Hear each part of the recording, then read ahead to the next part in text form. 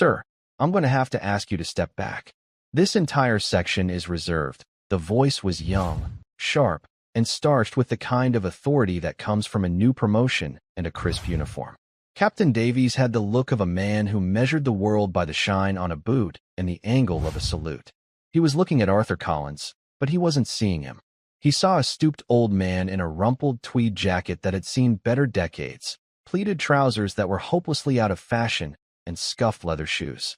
An unwelcome civilian anomaly in a sea of military precision. Arthur didn't answer immediately. His pale gray eyes were fixed on the dais set up in the middle of the vast parade ground at Fort Bragg.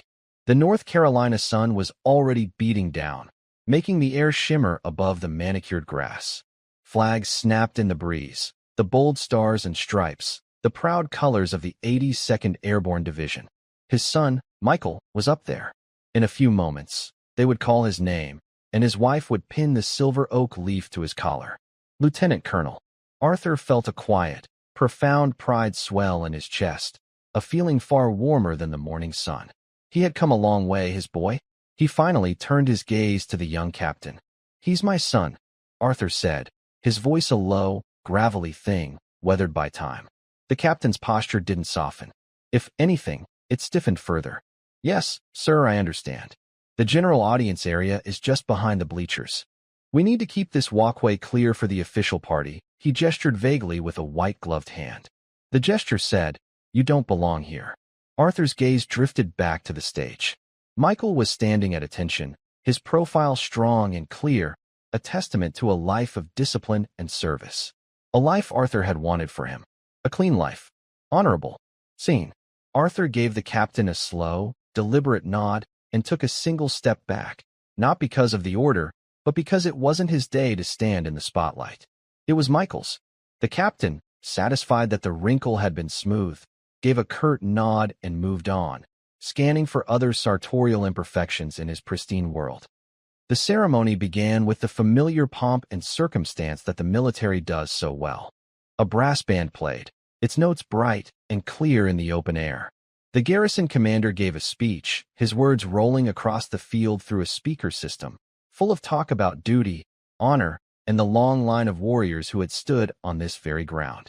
Arthur listened, but his attention was on the small details. The way the light caught the polished brass of the instruments. The scent of cut grass and diesel from a passing convoy on the nearby road. The rhythmic thump-thump-thump of helicopter blades from Pope Army Airfield, a sound as constant and natural as a heartbeat in this place. The sun climbed higher, and the heat intensified. A bead of sweat traced a path through the deep lines on Arthur's temple.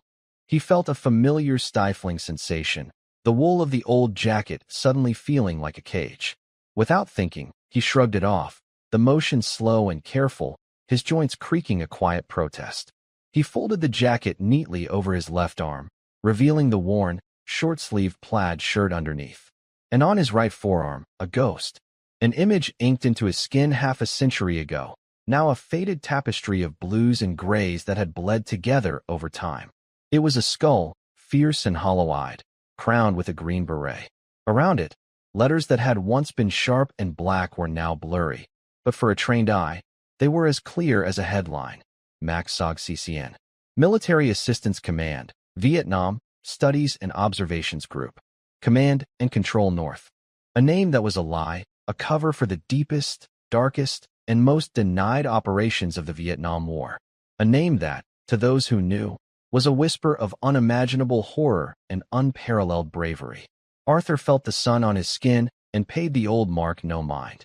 It was just a part of him now, as unremarkable as the network of scars on his knuckles or the slight stoop in his shoulders. He was just a father, watching his son.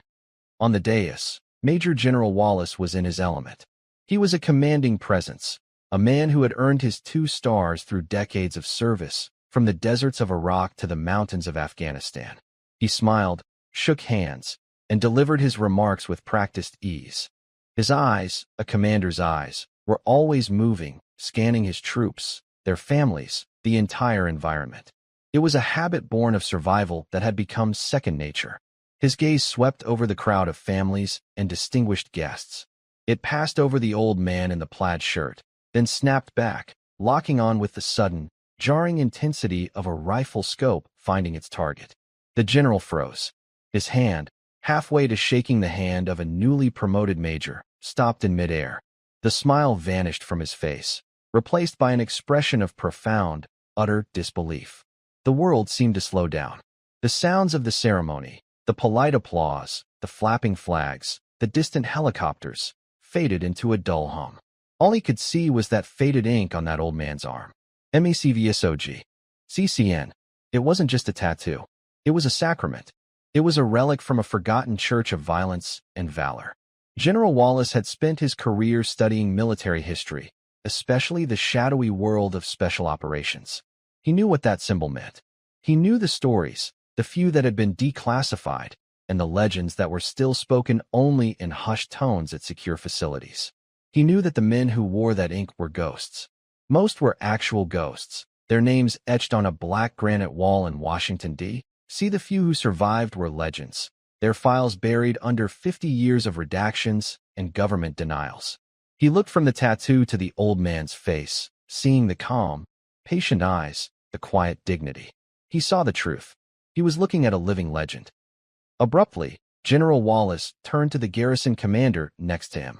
"Take over for me," he said, his voice low and urgent, stripped of its ceremonial tone. Before the other officer could respond, Wallace stepped away from the podium, walked to the edge of the dais, and descended the stairs, his movements precise and deliberate. The crowd murmured.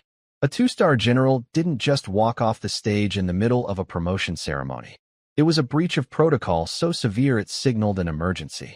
Captain Davies, the young officer who had shooed Arthur away, saw the general approaching and immediately tensed, assuming the old man had done something to cause a disturbance. He started forward, ready to intercept, to protect his general from this civilian. Michael, on stage, watched the scene unfold with a knot of confusion and embarrassment tightening in his stomach. What was his dad doing? Why was the general heading straight for him? He wanted the ground to swallow him whole. General Wallace ignored everyone else. His focus was a laser beam aimed at Arthur Collins. He stopped a respectful 2 feet away from him. Captain Davies rushed up. "General, sir, is there a problem?" "I was just telling this man he needed to." Wallace cut him off with a sharp, almost invisible gesture, a flick of his wrist that carried the force of a thunderclap. "Stand down, Captain." The command was quiet, almost a whisper, but it landed with the weight of his rank. The captain froze, his mouth half open, his face flushing with confusion and sudden fear. The general's eyes never left Arthur's. "Excuse me, sir," Wallace said, his voice now devoid of command, filled instead with a deep, almost reverent respect. "That ink on your arm. May I ask? Command and Control North." His voice was barely audible, a question meant only for the two of them, a password between members of a sacred order separated by 50 years. Arthur looked down at his own forearm, as if noticing the tattoo for the first time in years. He'd seen it every day for 5 decades, of course, but he hadn't truly looked at it, hadn't considered what it meant, for a very long time. It was a relic of a different man, a different life, a different world. He brought his gaze back up to meet the general's. He saw the genuine, searching question in the senior officer's eyes. There was no artifice there, no ceremony, just a soldier seeing something he thought had vanished from the earth. Arthur gave a small, slow nod. "A long time ago, General," he said, his voice quiet. The general's eyes searched his face. "Spike team or hatchet force?" he asked, using the insider terminology for the small reconnaissance teams and the larger exploitation forces that SOG ran across the border. "Spike team," Arthur confirmed. "Recon," the general's breath hitched almost imperceptibly. Recon teams were the tip of the spear, 6-man units that went deep into enemy territory, surrounded by thousands of NVA soldiers, with life expectancies measured in hours, not days. "What years, sir?" Wallace pressed gently, needing to know, needing to place this man in history. 68 to 70, Arthur replied, his voice flat, matter of fact. The dates landed in the air between them like stones. 1968, the Tet Offensive, the bloodiest year of the war, a time when SOG operations were at their most ferocious and their losses were catastrophic. To have survived that period, running recon out of CCN, was statistically impossible. General Wallace felt a chill run down his spine despite the blistering sun. He was not standing in front of an old man. He was standing in front of a miracle. He was in the presence of someone who had walked through hell and come back, carrying secrets the nation was still not ready to hear. Without another thought, without a moment of hesitation for the watching crowd or the rigid rules of protocol, General Wallace snapped his body to the position of attention. His back went ramrod straight, his chin tucked, and he raised his right hand in the sharpest, most meaningful salute he had ever rendered in his 35-year career. He did not salute a civilian. He saluted a warrior. The parade ground fell into a stunned, absolute silence.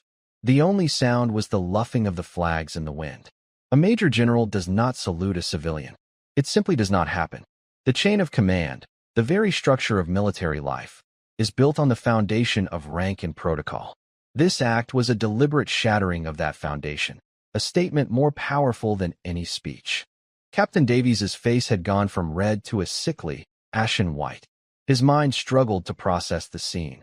His commanding general saluting the rumpled old man he had just dismissed. On the stage, Michael Collins stared, his heart pounding in his chest. His father? The quiet, gentle man who taught him how to fish, who fixed his bicycle, who never, ever raised his voice. The man who worked as a postal clerk for 30 years after the war, who enjoyed gardening and crossword puzzles. What was happening? The world had tilted on its axis. General Wallace held the salute, his arm rigid, his eyes locked on Arthur's. Then, with his left hand, he unclipped the small microphone from his uniform and held it to his lips. His voice, amplified by the speakers, boomed across the silent field, charged with an emotion that made every soldier present stand a little straighter. "Attention," he commanded, though he already had it. "I want you all to see this. This man is Arthur Collins. Some of you, the younger ones, might not recognize the tattoo on his arm. It stands for MACVSOG, Command and Control North." He paused, letting the words sink in. "We call it Special Operations today. In 1968, they called it suicide." The general took a breath, his voice thick with feeling. This man, and a handful of others like him, were part of the Studies and Observations Group. That name was a lie, a cover story for the most clandestine operations of the Vietnam War. They were our secret warriors. They ran cross-border missions into Laos, Cambodia, and North Vietnam, areas the American public was told we were not in. The general's voice grew stronger, taking on the cadence of a historian giving testimony. Mr. Collins ran reconnaissance. That meant he led a small team, usually 6 men, deep into enemy territory where they were outnumbered thousands to 1. Their job was to find the enemy, to be the eyes and ears for the entire war effort, all while the government that sent them denied their very existence. If they were captured, the United States would disavow them. If they were killed, their families would be told it was a training accident in South Vietnam. They had no support, no backup, and no recognition. He gestured with his head toward Arthur, his salute still unwavering. He served there from 1968 to 1970, the bloodiest years. The life expectancy for a SOG recon team leader during that period was less than 3 missions. They didn't measure tours in years, they measured survival in weeks. The missions he conducted, the intelligence he gathered, are still held in the government's most classified vaults. They are literally sealed and redacted to this day. But the unclassified summaries tell us enough. Men like him saved countless American lives. They were responsible for some of the most daring POW rescues of the war. They took out enemy generals. They disrupted the Ho Chi Minh Trail in ways that conventional forces never could.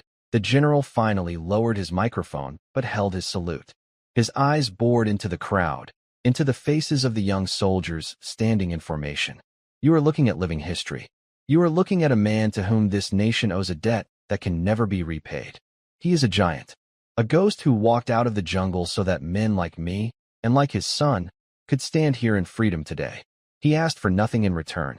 Until today, he has received nothing. That changes now. He held the salute for another 10 seconds, a silent, powerful testament in the Carolina sun. Then, he slowly, respectfully, lowered his arm. The silence that followed was broken by a single, sharp sound.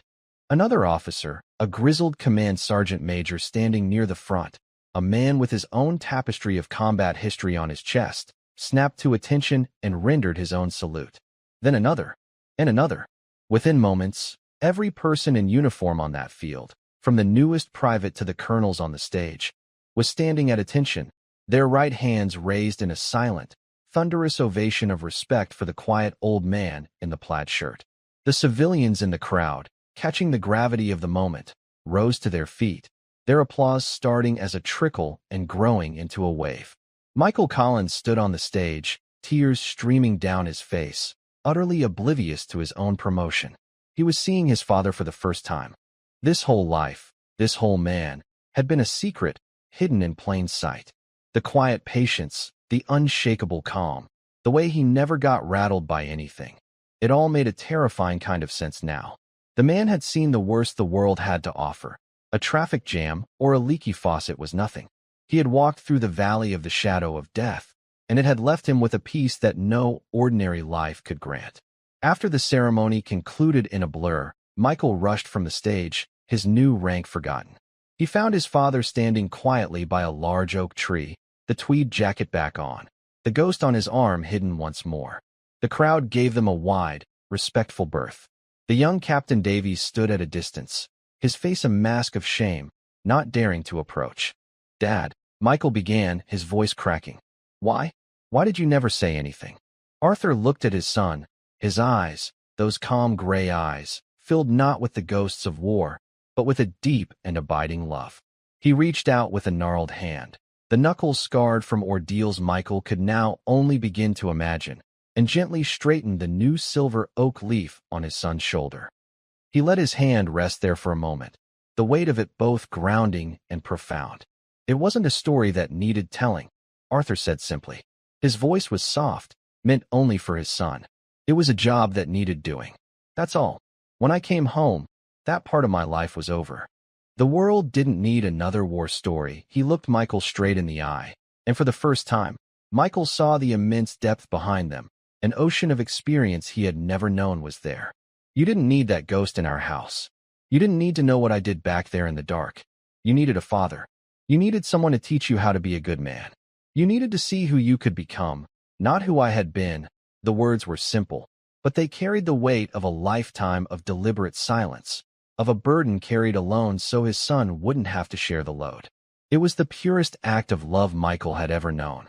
"Everything I did," Arthur continued, his voice dropping even lower, "was so you could have a life of honor in the light, where your service is seen, where you're celebrated, where you get to come home to parades, not protests. You are the reward, son. You, and the life you've built. That was the whole point." He squeezed his son's shoulder gently. "I am so proud of the man you are, Lieutenant Colonel." Michael could no longer hold it back.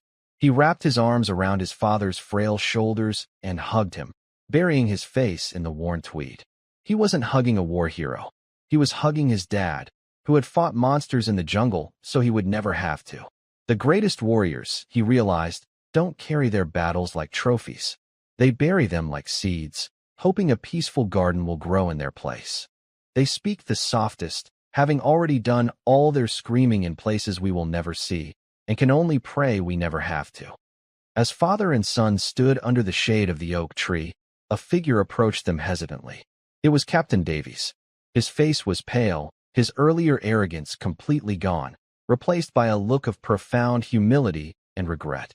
He came to a stop a few feet away, his hands clasped behind his back, unable to meet Arthur's eyes. "Mr. Collins, sir," he stammered.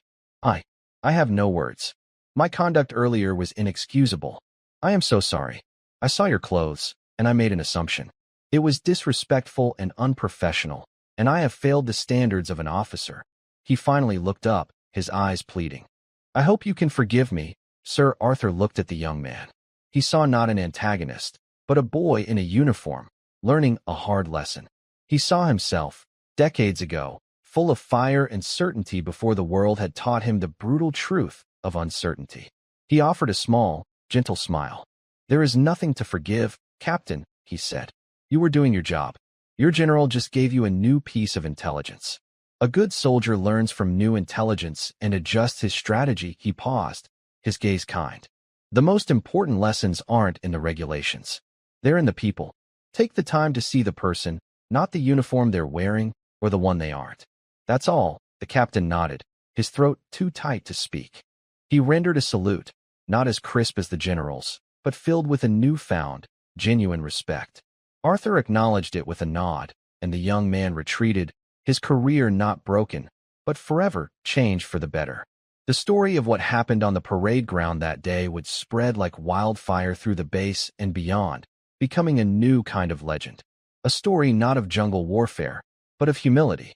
A reminder that the measure of a person is not found in the rank on their collar or the clothes on their back, but in the unseen weight they have carried for others.